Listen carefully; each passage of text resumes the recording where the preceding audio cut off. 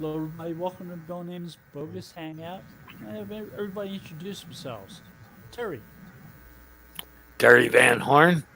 I guess I'll say I'm with SEO Pros now. I'm relaunching a website, so see what happens there. Zara. Hi, I'm Zara Altair. I'm a content creator, writer. Doc. Doc Sheldon of Intrinsic Value SEO. And I'm Bill Slosky of SEO by the Sea, and I'm the SEO Director of SEO Research at Go Fish Digital. We were wondering, we were having a discussion, we were asking where Google's new stories appear. We're not quite sure. There's an article about them at Search Engine Journal, and it doesn't really say either. And neither did the announcement from Google. Said that they appear in the search, but not where or how. I mean, they're AMP pages, but they're limited AMP pages. They're like 10 words maximum. Right. On the article, it says, I recently started seeing web stories on Google News and on the Google app.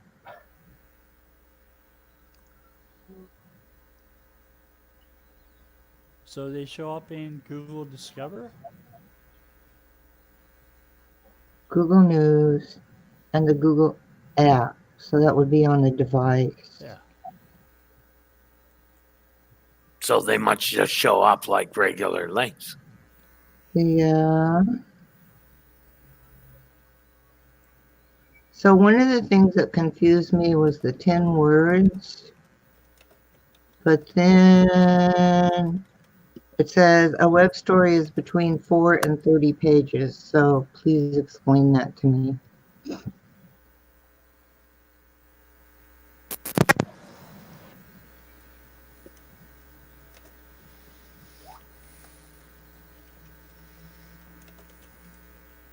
There's a big difference between 10 words and 30 pages, and I got confused.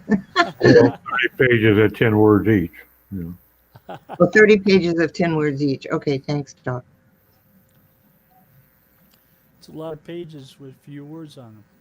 Yeah. Yeah. Why? What would be?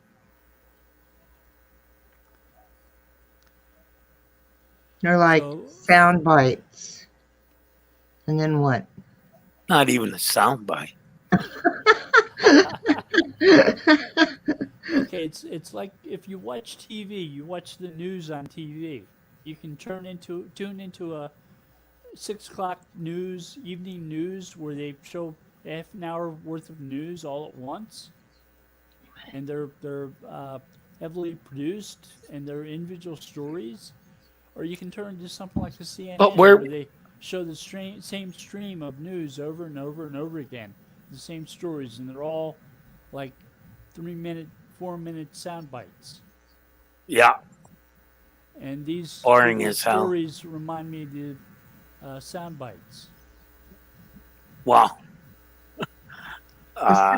So if a story shows up and you get the little 10 words, can you click through to an article, or is that as much as you get? It's as much as you get. Okay. So it must be you have to answer something specific in those 10 words. Yeah. For it to rank, I would think.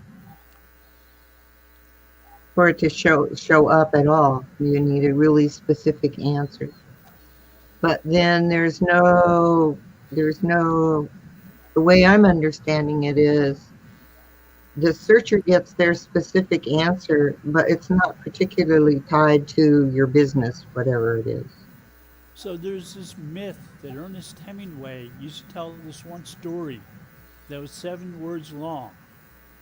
It was baby's shoes, for sale, never used. And like, that is a complete story. That is the story. And I'm wondering, how many stories can most people tell in 10 words? Well, you could describe a product in 10 words. I don't know if I'd call it a story, though. And Google's given it the name stories. Well, Google makes they say no follow means they aren't going to follow the link. That doesn't necessarily pan out either. This doesn't even seem to me as something that could be remotely useful. Yeah. yeah, that's what I'm thinking. It's like it's useful to searchers and that's it. You know, if aliens are coming to devour the human race, okay, that's kind of a newsworthy thing. But short of that, I mean, from a marketing standpoint, I see zero value in this. See, that's what I'm seeing too, because it's not giving the person who queried any connection to your business, whatever it is. Google Stories, Google Discover are queryless. You don't perform a query to see the news feed in Google Story, Google Discover. So this is just another item in that news feed. Yeah, but with no click through to more details, if you see something in a story that's of interest to you, it's just a tease. You got no follow through. Well, a radio commercial or TV commercial doesn't give you something to click through either. Do the clips, right? Let's call them clips. Do the clips link to one another? So you can go from one clip to the next clip to the next clip and work your way through a story 10 words at a time. Do you remember Meta Refresh as a source of animation? Yeah. You could create animations using meta refreshes. Yeah. I don't think Google's doing that. I don't either.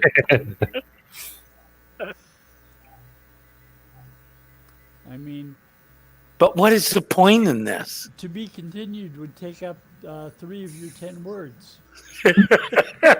Next would be 10. If you had a link next, it'd be 10% of the fucking page content. I can't see. What are they doing with these? Like, what would be the value in them? I see nothing. Maybe I'm missing something, but I just don't see anything at all. I mean, I appreciated when Twitter went from 140 to 280 characters. There was some value there, though. Yeah. I'm not sure how much I can do with 10 words. I mean, that's one line in a sonnet. Now, I could think of a fairly substantial list of Twitter folks who I'd like to see reduced to 10 words. I think of one I'd like to see reduced to 0. Okay, Twitter has the mute option, the block option, and the 10-word option. Or convert to Swahili option would be another plus, you know.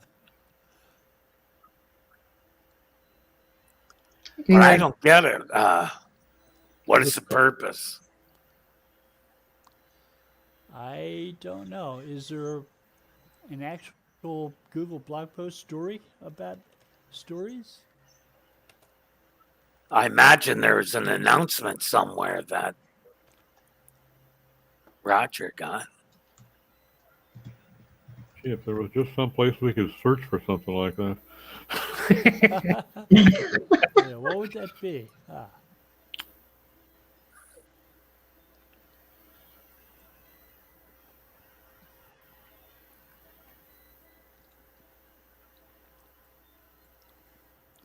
Did Roger link to that in his story?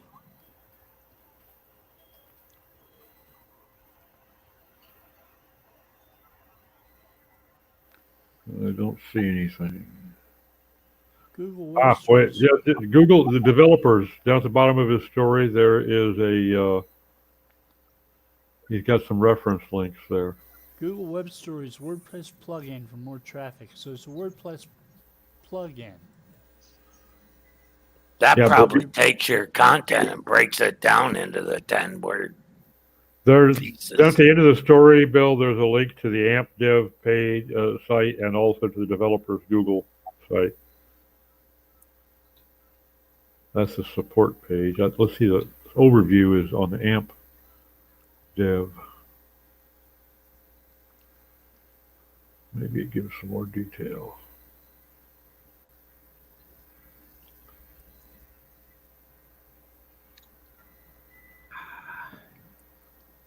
Google announcement of WordPress plugins, a GitHub page.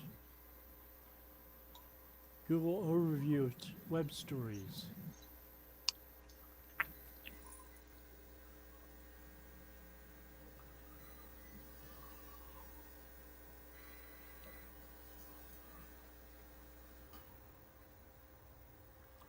Yeah, this seems to give some clarification. Are you on the developer page? On AMP Dev page. Amp.dev. The AMP page. stories.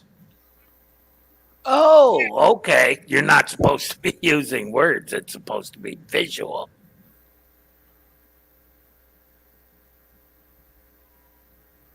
Yeah, the word is like a caption, apparently. Yeah. Okay, visual stories. See, it's mobile focused. I figured that. So these are like Google's version of memes. Right, that's what it's sounding Yeah, like. kind of like that. Yeah. Well, Except apparently you can have audio as well. Google couldn't call it Google memes.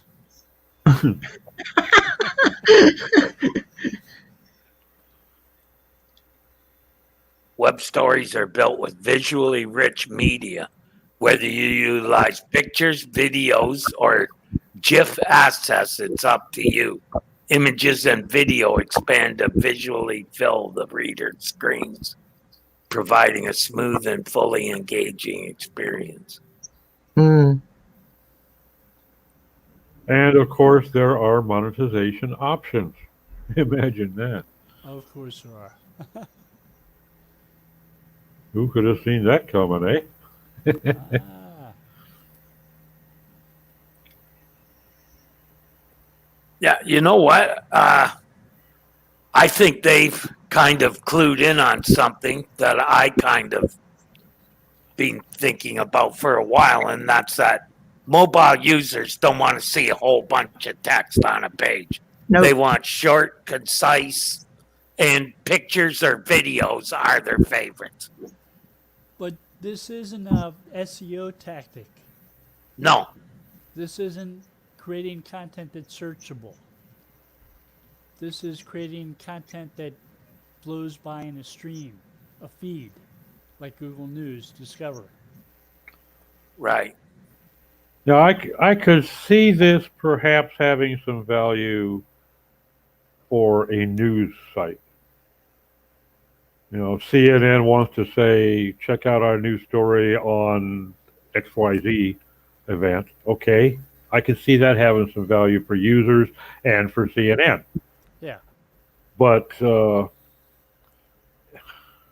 it's still, you know, now I've got to actively go find a site for CNN and then actively find the story that they referenced on CNN. It just seems like a step back to 1995. So this is stories as in how Instagram uses the word stories. Yeah, Or that's a Facebook. pretty good analogy. They're not actually stories. No, They're teasers. But even in Instagram on a story, Without the link. even in Instagram on a story, you can, you know, link in bio or something. yeah, you can do that here too. Oh, you can. Okay. Yeah. That's the part I missed. I think you could almost use them like interstitials if you really thought about it.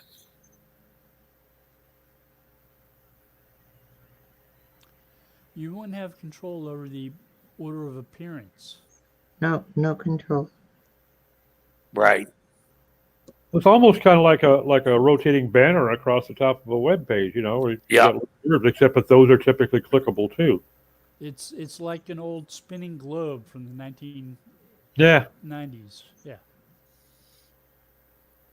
Oh, can we start putting those back on pages again, Bill? How about the guy who climbs a freaking ladder?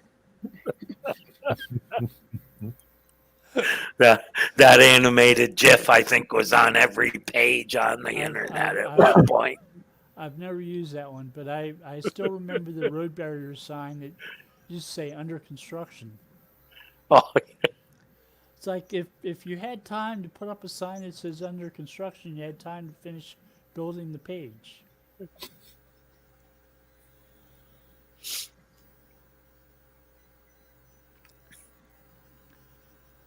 So, Well, hopefully they'll tell us what the real value of these things are before they deprecate them. I think they're advertisements. They'll morph into some kind of advertisement.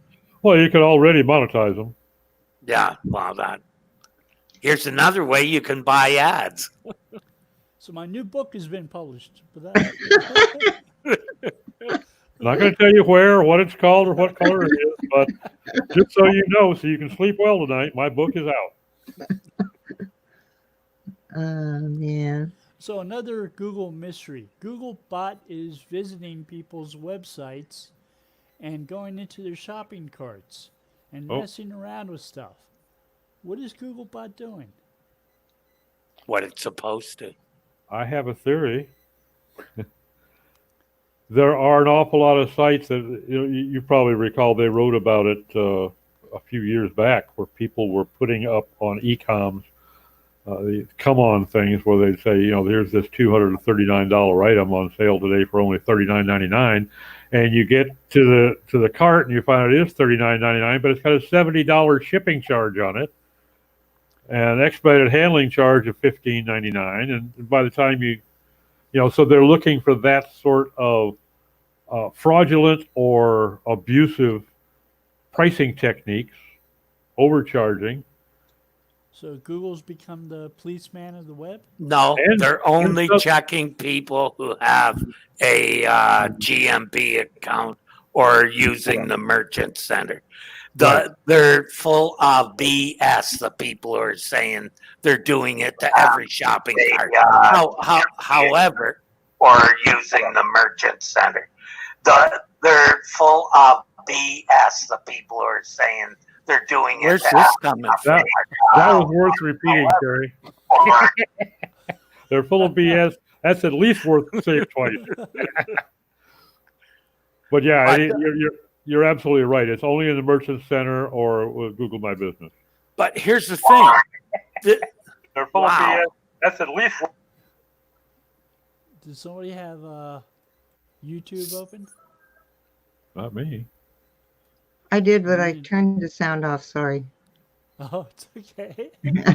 Now we know we had the time loop. Okay. So it looks like it stopped. The thing is, Bill, if you have a form on your site and it has pre-selected values, Google Spider for a long time has followed that and ran that program and gotten the results. So this shouldn't have really surprised anybody. Well, I'm familiar with Google doing deep web crawling, where some sites are accessible only through forums, like the SEC website. You can do searches on stocks, but you can only access the information by filling out a form. And Google would sometimes guess the words used to try to return information from a site like that. And it would enter terms into forums to try to get stuff back. And if it did, it would index that stuff. So I think there's another situation. Quite the same with an e-commerce site, but well, again, the agreement that you have to buy into with Google My Business or Merchant Center allows them to do essentially go anywhere they want to on your site. Okay. Yeah. And so protecting against fraudulent, for abusive pricing games, fraudulent substitution where you've got a picture of this wonderful twin-size bed, bunk beds for your kids, with the kids standing next to it, and you come to find out that they're shipping you something that's 12 inches long because they photoshopped a kid into the picture. So or use midget. they can detect games like that. That is supposedly what they had said some years back, why they wanted to have access to these pages. And the bottom line is, if you're buying into GMB or Merchant Center, you signed the document. Go cry me a river. You bought into it. You let them have access. I don't remember signing a document like that. Do you? Well, by continuing on this page, you accept our terms and conditions. I remember the EULAs that Microsoft Office used to provide, like 70 pages worth of. This software does not belong to you. You're just renting it. Yeah, the one that everybody reads, right? I never got past that first line. Nobody reads that stuff. I kind of see why they have to do it. Sure. But I wouldn't be surprised that they're doing it. And I wouldn't be surprised that they have the ability to do it. Oh, of course not. If they were doing it to every website, regardless of any Merchant Center or GMB usage, I would be upset, because I have a problem with things that I say, no index, no follow. I don't want that in the index. Yeah. There's a reason I don't want it in the index, And then people will post almost anything to Google, to the websites, including things that they never intend to get seen by other people. Yeah. Like financial statements that aren't supposed to be disclosed to the world. Mm-hmm. But they decided they were saved in some hidden directory on the website. Or heard of robot text. Or even behind a password wall, I mean, God, does anybody really doubt that Google doesn't have the horsepower to brute strength a password, especially if it's a 1, 2, 3, 4? I think Google isn't quite bright enough to do that. They would try to use some type of CAPTCHA. Hmm. Or they're bright enough not to get caught doing that, Wouldn't be a wise thing to do from a legal standpoint, but they certainly have the technological ability. Google got caught trying to crack people's passwords in Street View cars. Do you remember that? No. They were driving around filming houses and so on, and they were probing for for unsecure and so on. Checking for insecure yeah. connection. Yeah. Well, you're sort of phrasing it in a positive way, as if Google was doing something positive. Well, they were telling people you have open access. Were they telling people that? I would hope so. Is that how they got caught doing it? So I'm not sure. Oh, they got caught doing it. They got caught doing it. Yeah. Probing people to see if they had unsecure connections. Was that the company? Somebody deciding to do it on their own on a lark? I'm not sure if that was ever disclosed. I remember them trying to fish for unsecure Wi-Fi.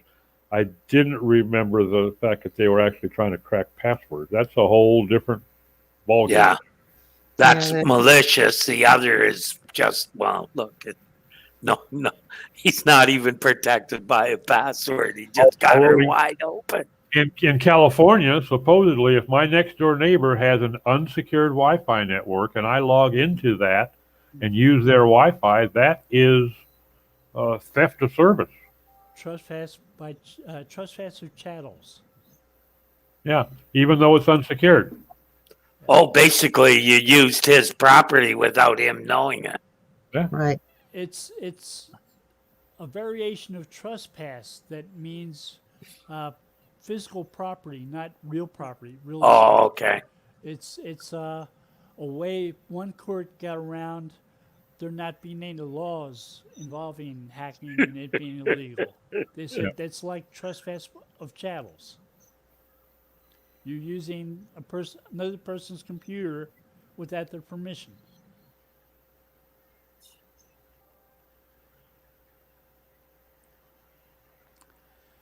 Which would make hacking illegal. I mean, could you imagine having to wait for the U.S. government or state or local government to come up with laws against hacking?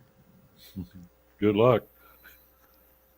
That's kind of like asking Congress to pass term limits, you know. There's an actual some good reasons for term limits. Oh yeah. For denying term limits, like if you're from a small state like Delaware, if you deny term limits, it means that a Delaware senator or Delaware congressman can gain enough seniority to actually become the head of a judiciary committee or something like that. Otherwise, they'd never do that. Yeah.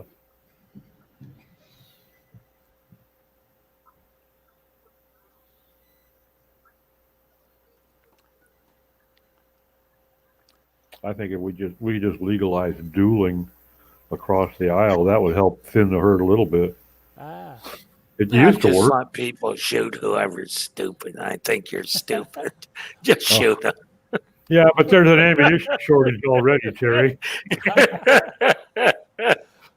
I watched Hamilton the other day on Google Plus, and dueling comes up in that. Mm. And Hamilton tells his son when he gets invited to a duel to point his gun upward and fire, and the other guy will see his gun pointed up and realize he doesn't want to shoot him, and will do the same thing. Maybe. No, didn't work.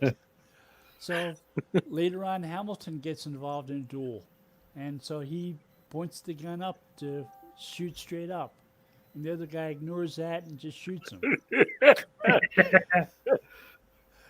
That was a custom that was begun in England. Yeah, I'm not sure we're very We- good at duels. You know, the premise being we've satisfied our honor by facing each other, but I'm not upset enough to kill you. You know, and Yeah. and there was a case that I read about that some lord or something did that same thing. You know, he fired up in the air, and the other guy shot him in the leg, and the guy that shot him in the leg was basically chastised. You know, he went out of business and lost his lands and everything else. He had to leave the area. Failure to show honor. So Hamilton was playing on Google Play? No, on Disney Plus. Oh, Disney Plus. Oh, I thought you said Google Plus. Okay. I was wondering what the plus was for Google It's Plus. Disney. It's all plus. Plus in some Right, cases. So what's the plus in Google Plus? I enjoyed it. A lot of people thought it was a ghost town. And Well, because they, a lot of them, if someone said it's the most popular site on the internet, they'd say that too. You know, there's followers and there's leaders, and most of the people who said it was a ghost town were just mouthing, parroting what they'd read elsewhere.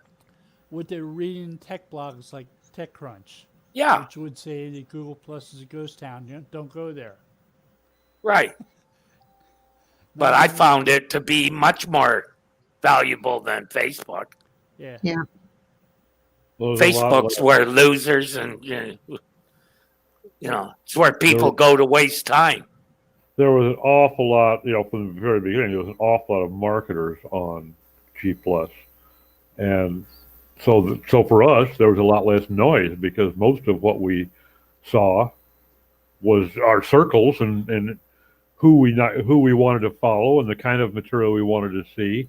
So it was a lot more focused. And on Facebook, you've got to, if you're thirsty, you got to go lick all the sewer pipes before you can get a drop. Yeah, I know. It's like, boy, recently I just stayed away from Facebook because it's, sewer pipe If drain. you did the work, you were rewarded on Google, right? Yeah. Plus, if you did the work, you were rewarded.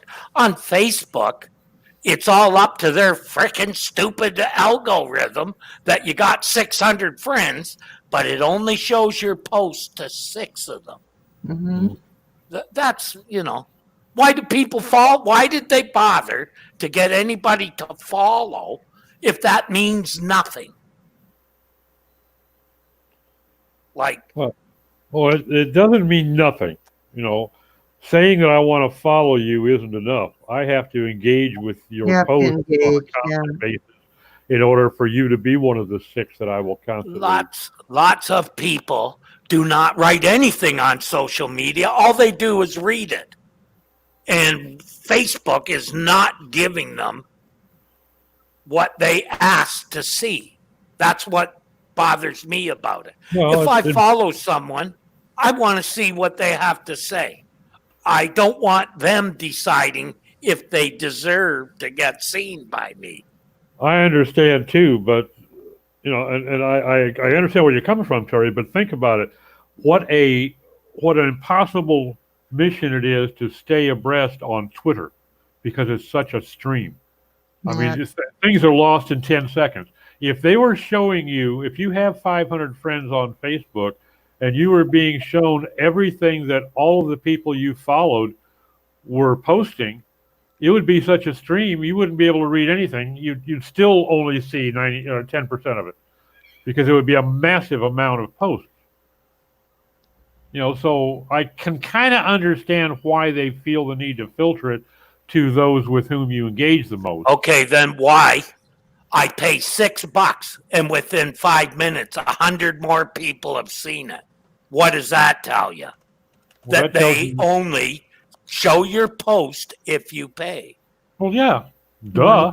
But that's not what it started out as. No, it's not the way it started out. No, agreed. Well, that's what I bought into. Facebook started as a Hot or Not clone.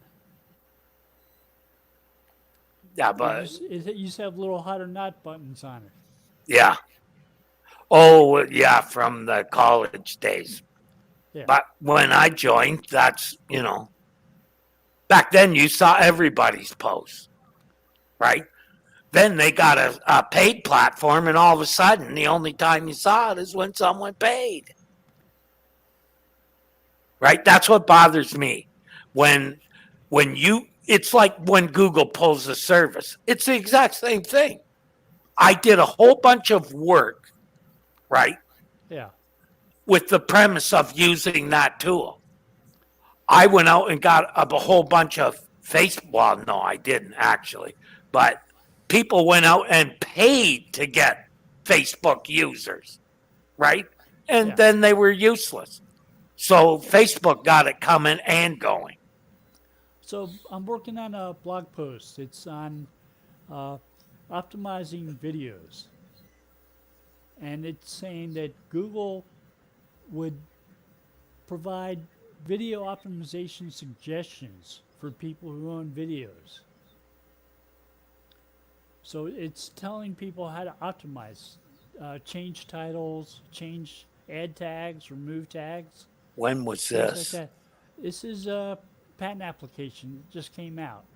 Oh, okay. They're not doing it. I can tell you that much. Well, they have an interface, a picture of an interface to do it in the patent. Oh, okay. So it's something they could do. It's something they probably have at least a prototype built. So does it make sense for Google to help people optimize their videos? Of course it does. Well, it certainly does from YouTube's standpoint. Yeah. Which is, just another pocket in the same pair of trousers. But it'll make it easier for people to find videos they want to watch. One would assume, yeah. So why don't they do that with other content other than videos? Because video is different from Oh, most no. content. How different is it? Not that much. Mm. I think the feelings and whatnot that it can evoke are much different than written copy. That may be Yeah, but from an true. optimization standpoint, Reading about a guy getting shot in the head is one thing. Actually seeing it is a whole nother deal. That's why, for me, the best sales tool you can put on any page is a video.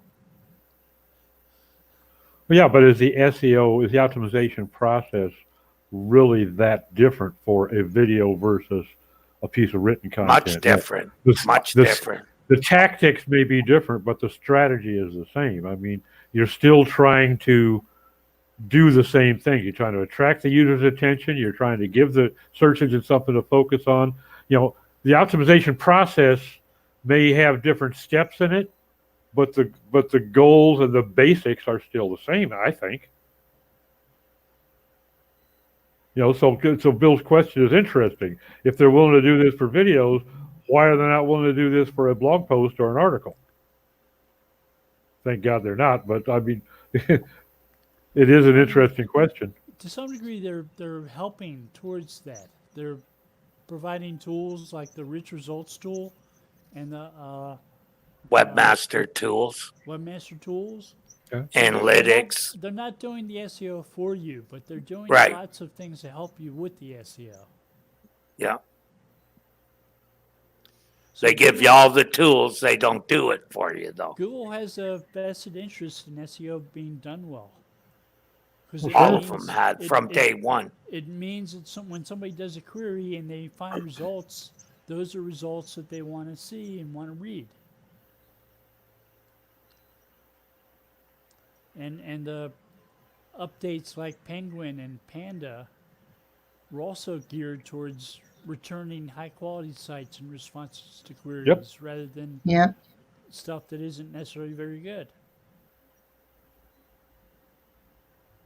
So it seems like the video optimization pad that I'm working on right now is one that gives a lot. I'll tell you the difference between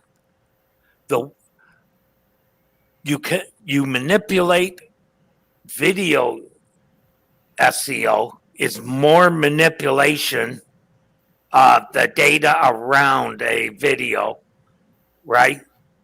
And links don't really affect it that much. Whereas SEO is different in that Well, SEO for news articles, manipulating words. SEO for news articles doesn't matter too much in terms of links either. Like, have you ever looked at how you optimize a video, Bill? Most of it has nothing to do with words whatsoever.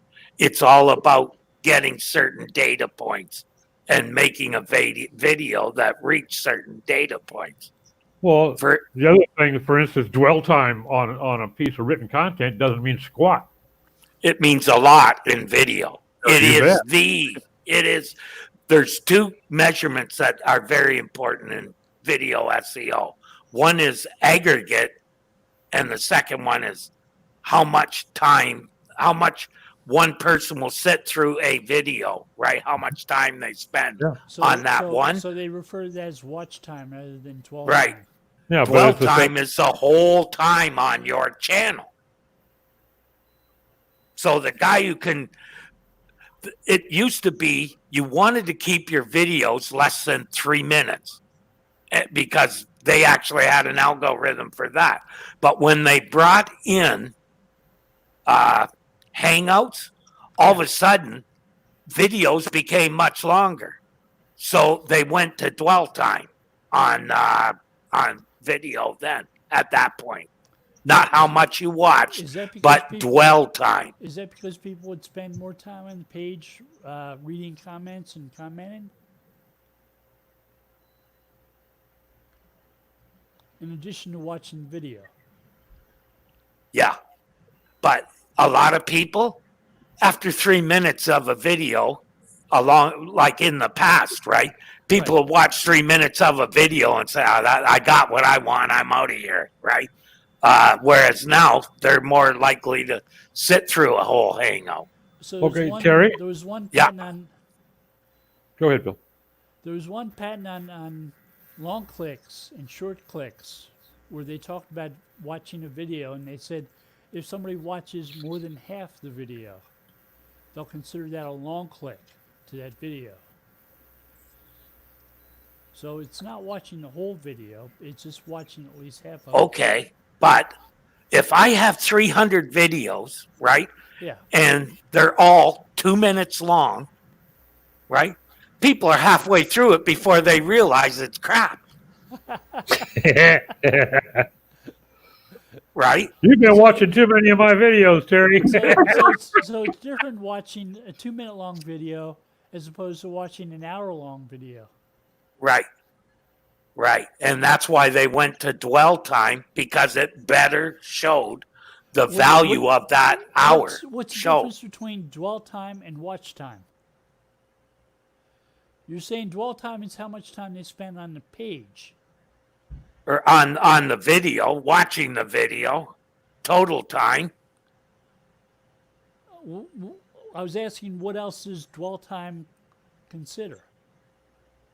Well, I Does think it- does what it I include use dwell reading time. comments, answering comments, doing things like that?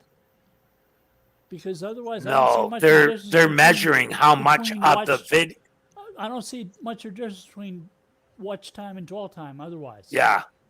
Well, Well, there's long and short. That you mentioned channel a little while ago.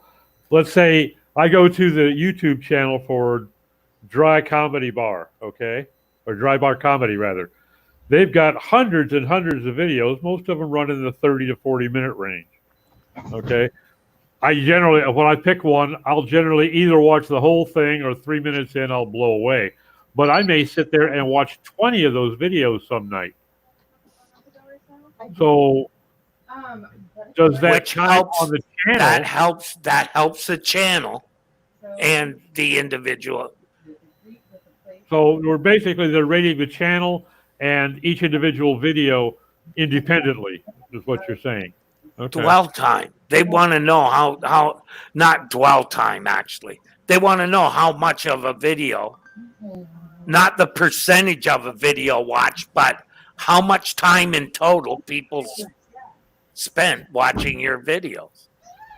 Well, for instance, if I start an aggregate over 10 videos, I start 600 minutes worth of videos, but I only watch a total of 12 minutes of those 600. That's a pretty shitty rating for the channel, okay? But if that 12 minutes was almost all of it on a one single 13-minute video, that one video should indicate that I thought it was pretty decent quality, as a user, because Right. I watched the whole thing. I just, Right. I'm not arguing with you. I'm asking the question because you're a whole lot more into the video SEO aspect than I am. I don't call it dwell time. I just call it total time. Yeah, when I And- mentioned dwell time, I was thinking in terms of traditional written context. Yeah, content. it's on a totally page. different than with video. It's all about watch time on a single video. And when they first started, it was basically you wanted as much of your video watched as possible. But it's not fair to compare a 3-minute video percentage wise to an hour-long video. If someone sits through 40 minutes of a 50-minute video and they stayed the whole 3 minutes, well, this could be 3 minutes. It took them 3 minutes to realize it was crap. And they watched this for 48 minutes because it was really good. Yeah. Okay, but now to get back to my question, Okay. which was Google is contemplating helping people optimize videos so that people watch videos longer, they watch more ads during those videos, they get more traffic to those video channels. Right. They're trying to help video creators be more successful and help Google make more money because of those videos. Right. To some degree, Part of the that's- reason they have to show people is it's much more technical than just writing words on a page, Bill. There are lots of technical things you can do on web pages too. You can Oh, make okay. them interactive. You can. Yeah. How many can edit- people can write a sentence and how many people can edit video? How many people can tell a story in 10 words or less? Nobody. I haven't met them any. I know. I quoted Hemingway. It's like most people aren't Hemingway.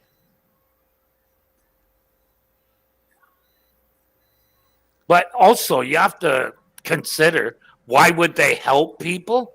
Right. Because video is scarce compared to the amount of word content there is. So maybe they want to get more of it out there because that's more what people really want. So if they move forward with helping people optimize videos and they succeed a lot of success, is that potentially a gateway to optimizing other things? Helping people optimize other things? Like podcasts? I don't think so. I could see them doing the same thing with podcasts.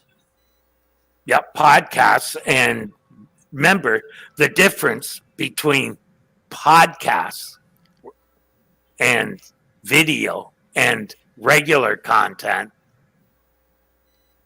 The monetization of videos and podcasts could be much easier than the other.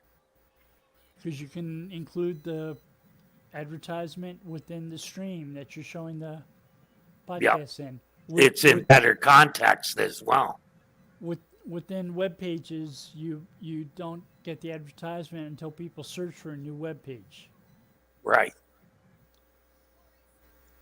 And if you look at probably one of their biggest profit centers is YouTube.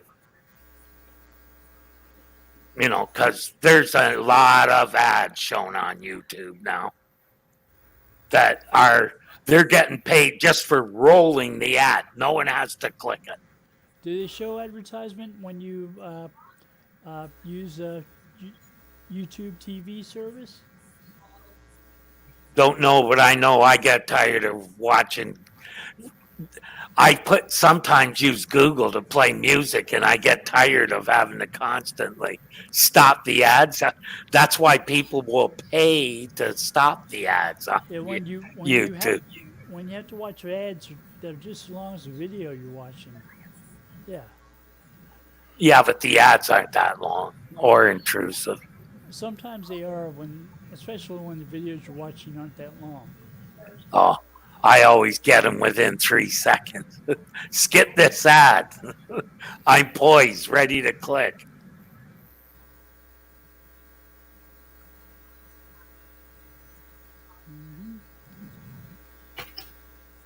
See, we had a couple other stories we were going to talk about today. Yeah, the one on India is kind of comical. Yeah, Google, tell us how you're ranking all these sites, will you? Just write it all down on a little piece of paper for us. So Roger wrote that one too, and he asked Ash Nalawala Ash Nalawala. what he thought of India doing that. And Ash said, India's asked companies like Coca-Cola for their trade secrets. Give us your recipe for Coke. Yeah. I mean, can you see India asking Kentucky Fried Chicken for the 11 herbs and spices? They asked Coca-Cola for their recipe. I know. I could just see tandoori chicken and Kentucky Fried Chicken. KFC. But the thing is, all those companies end up, they leave for a few years, come back, and it's all forgotten. India, if you're going to put a website up in India, you need to partner up with an Indian company. Yep. And share the profits with them. In fact, I think Wow. there's even don't they even have a minimum ownership percentage of by Indian? I think for any business has to be Yeah, you a can't get majority. legally, you can't get a Canadian domain unless you're a Canadian citizen. The same is true of well, they don't Not in, .com. in the UK and in Australia they don't ask for proof of citizenship, but presumptively you have to They be want you to a. be Australian or Canadian. And That's some, And in why I Mexico, joined Internet. Was so in I Mexico, could. every business has to be majority owned by a Mexican citizen. and Okay, some of the company code TLDs, they don't care where you're from, just as long as you have money. as long Yeah. as you pay the Like a ticket. Yeah. .ly. Most of them. You only see really like countries like Australia and the UK. Who else has a pretty strict rule? Canada. If you're .edu, Canada, yeah. If you're .edu, you actually need to be a school. Right. However, And- they and take that kind of, also- they stretch the meaning a little bit for some of these, I think. And then for a .eu, you also have to be an EU resident business. Okay, you can't get a .eu domain. You can't even buy the domain. But then even arranging hosting in the UK is difficult if you're not in the UK. Basically, Oh, you you have can't to just, you have to certify that you are UK. Okay, they don't ask you to show the document, but they do tell you that you must certify you're a UK resident in order to get a .co.uk domain or to host with a UK hosting company. Now, it's backdoored 3 ways from Sunday, but ostensibly that's the way it is. And You the could do .eu, Azure. good luck. For me, I have to have somebody in the EU buy a .eu domain for me, and then I'm going to have somebody in the EU arrange for hosting in an EU nation. not really. Well, Go we're to, supposed you can get Azure from Microsoft, which would be host. You can get a UK host if living anywhere. Like I can put a server in any country I want on Azure. Interesting. Yeah. I had my choice between Toronto and a few other places. I chose Toronto this time. But if I was going to set up another one, I would set it up in the U.S. Do you feel there's a benefit doing that? Well, if you're serving pages in California, it's a benefit to have your servers there, Bill. For load balancing and stuff, right? That way you're Right. covering Eastern and Western, right? Just remembering people used to argue that the location of a server would affect ranking. It did way back. If you were like a .com, right, could go anywhere, but .ca, try and get a .ca into the .com results. Not easy. In fact, when I started working for a company, the reason I was hired was they suddenly lost when Google started personalization and things got a lot more local. They lost all of their US traffic and it never came back. And I mean, they were ranking quite well. And they didn't have a .ca domain. They had a .net domain, which is supposed to be, not actually a country related thing. It's supposed to be universal. internet Yeah. service provider related. Yeah, that's how it started out. .NET was usually used by internet companies that were hosting and providing internet services. Yes. Yeah. And I used to run my email on .NET and run the websites on .com or .ca. as opposed to an email subdomain. Kinda. And it confused people, which you know. I imagine it did. It's like, remember when Moz used to be Moz.org? Yep. Right? It wasn't a nonprofit, but it was Moz.org.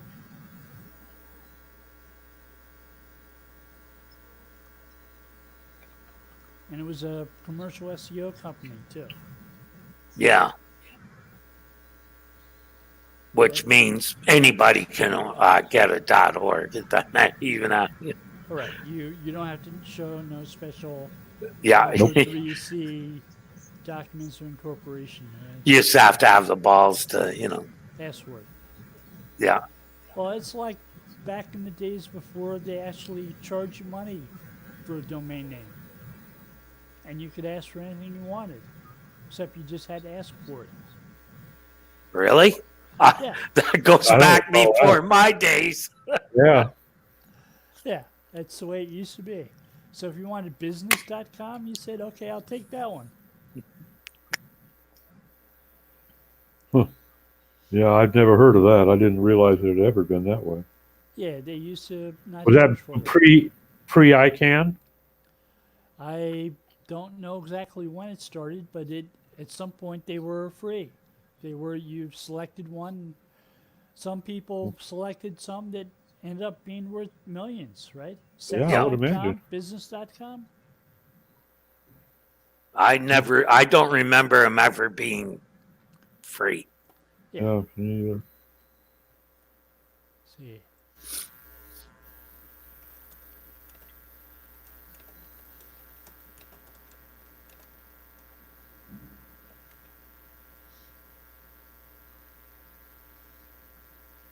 $1995. Before 1995, anyone who wanted a domain name could register it free of charge.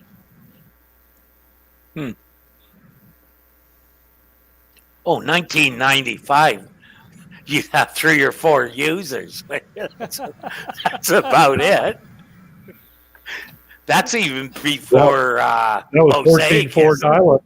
That was 14.4 dial-up period there. Yes, just or more or less. 12 baud modem. Uh-huh. Hey, don't laugh. My first modem was a 300, man. Well, the first site I worked on was in '96, so wasn't too much after that. Yeah. And there were a lot of domain names that were available in '96. So a lot less now. Yeah, now we're into Except they have all those strange long TLDs, domain name. Yeah, Oh, now it's ridiculous. yeah. yeah. Basically, now you can buy any damn TLD you want. Damn near it. So the challenge comes to getting somebody to type that into an address bar. Yeah, I know for a while that .info were not real high on Google's list. They kind of disappeared for a while. I remember .us didn't do too well either. Yeah. Well, And when .travel first came out, it wasn't getting too much press either. People were concerned that Google was demoting sites that were .travel. I think the people saying that were .travel owners. usually. The only people trying to sell those domains or talking about it are the people trying to sell them. So the last thing, that topic that was the CCPA. Doc must be foaming at the mouth. It's not Well, a surprise, we they, knew. they set the bar kind of high for that in terms of who's required to meet the California Privacy Act. Apparently, they think I should be too. Which part of that do they think you fit into? Well, the way I read it was they think anybody who has a web page is subject to their law. Well, potentially. You make more than $25 million a year from your website? Okay, so not me then. Say Bell Canada, right? They're going to come up here to Bell Canada and say, yeah, our California law, we're charging you under it. And we have, and they have no websites in California. That's the problem. You can't say we don't have a website in a given geographical location. If you have a website and it's accessible from California, then you are interfacing with California users. The geographical location of your servers have been your location in the regards to internet law from day one. Well, not anymore. No, that's not California's law. No, that's not. California's that's the law. European Union's law. That's the Australian law. That's the Canadian law. That's the California law, the Nevada law, the New York law. Many countries are taking this position. The user, privacy protection doesn't have a goddamn thing to do with where the server is. Privacy protection deals with the person who is the owner of that private information. That's the user. So that's the premise. So the other two areas of sites that it covers are where the personal information of 50,000 or more consumers, households, or devices is involved. Mm-hmm. And that's collected data. Yeah. The third one is you earn more than half of your annual revenue from selling consumers' personal information. And that's something that makes CCPA unique to GDPR and the PIPEDA in Canada, is the sale of information is the focal point for CCPA versus the gathering, harvesting, or holding of that information or sharing of it. It has to be sale in California. Okay. I thought it was them trying to push it. And it's amazing how much selling goes on of information between entities that are not in the business of selling information. They're just in the business of serving clients, but they've got this wonderful database they've built up that, hey, what do you know? We can sell this stuff for 80 cents per email or $1.10 per physical address. So they're selling it. I was shocked that Avast, the antivirus software, was collecting all that data and then giving it to JumpShot to sell to marketers. Yeah. And they're separate business entities, but I would think Avast would come under You'd think, California wouldn't you? privacy protection because it's the same owners. You would think. You should be able to pierce that corporate veil to get at them. Yeah, I agree. They were profiting off the sale of that information. And they weren't disclosing it to people until 8 months before JumpShot they decided to close down JumpShot. They decided it would be a good idea to start informing people. And that is just one small percentage of the amount of sales that goes on just within the U.S. of harvested information. People have no idea. That was after there were hundreds of millions of devices with the vast software on them. Yeah. Mine is one of them. I was a happy camper, you bet. I was always a little bit suspicious of anybody giving away free antivirus software. So if it's free, it can't be too good, can it? Well, I don't know that I agree with that because, there's a freemium, there's a certain amount of value to a business to offer a freemium offering. So what was the premium service they were providing? I can't tell you off the top of my head, but They there didn't are. sell your They data. didn't sell a premium version.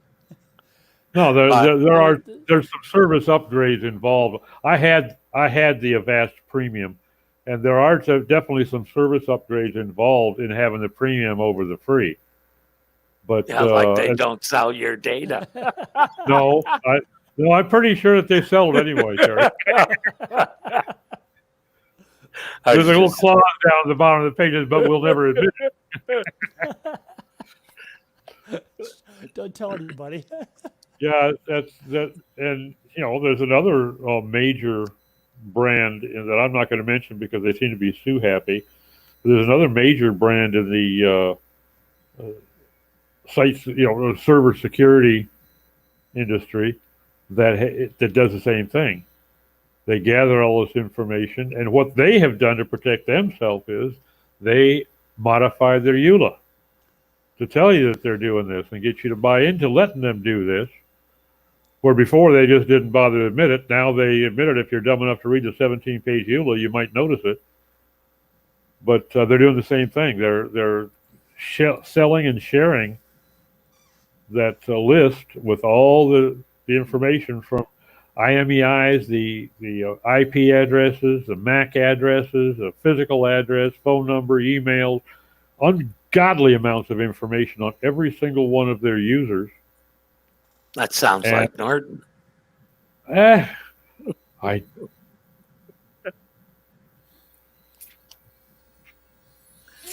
Yeah. It didn't even, I just knew from what you said. Yeah, same with ISPs. A lot of ISPs sell Oh, their God, yeah. data. Yep. Yeah, that's why I don't have, even the GDPR was a massive slap to an awful lot of businesses, but I don't have a problem with the concept behind it. I think it was remarkably well put together given the time frame in which they had to do it. Because it's a very comprehensive regulation. I still think it was enacted a little bit too fast without giving quite enough thought to the long-term effects. And I think that the folks that are trying to do almost a carbon copy of GDPR and adapt it to their state or country may be doing themselves a disservice because it's a very stringent regulation. Yeah. But So I do. The California one is different in a good number of ways. It is, yeah. Yeah. And the sale of information is the principal difference. And they've, like you said, they set the bar relatively high.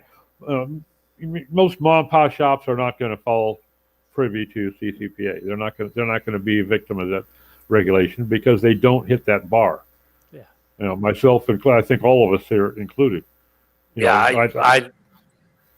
I haven't finished my taxes yet, but I don't think I hit that 25 million mark this year. Not for a while yet. Yeah, I didn't realize that it was just for companies selling data. That's one of the milestones, and they're all pretty high. The number of employees, the number of users that you're selling information of, or the amount of revenue that you're bringing in. I don't think you should be able to sell information at all unless you tell people. Unless there's explicit permission, yeah. And who the hell would? Yeah, nobody would. Like, nobody realized. You know why they give you a loyalty card at a grocery store? So they know what the hell you're buying. That's why I look at them and I say, why, dude? Why don't you just take my grocery tape and do the same thing?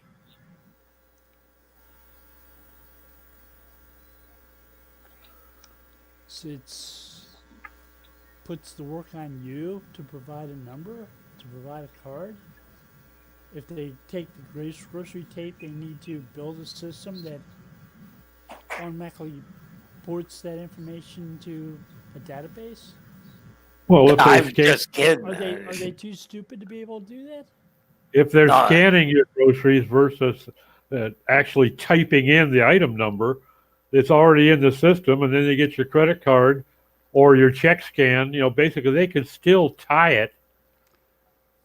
But yeah, I mean, Terry's point is right.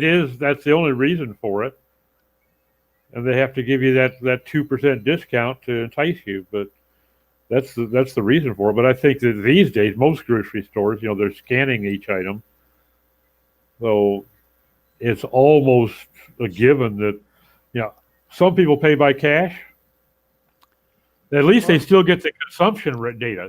They know without having to do an inventory at the end of the month how many cans of Campbell's soup, cream of mushroom left the store this week, this day, this hour.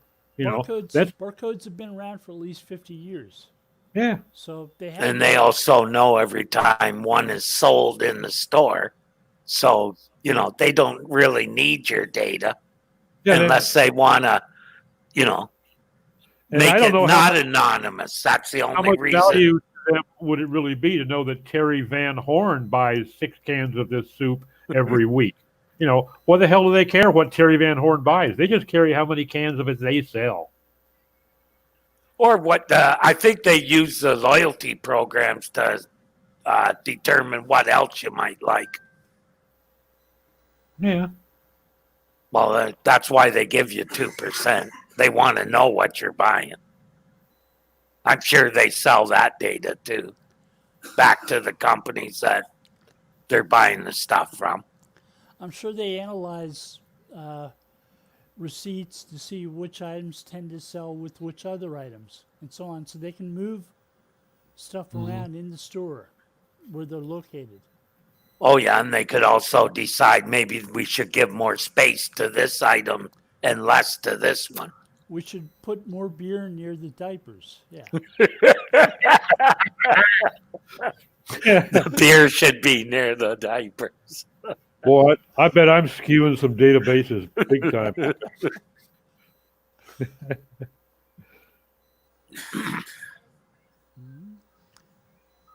Well, we're beyond the hour, guys. So I'll pick this up next week. Yep. Always. I'll see you both next week. Thank you. Thanks, everybody. Have a great week. Take care.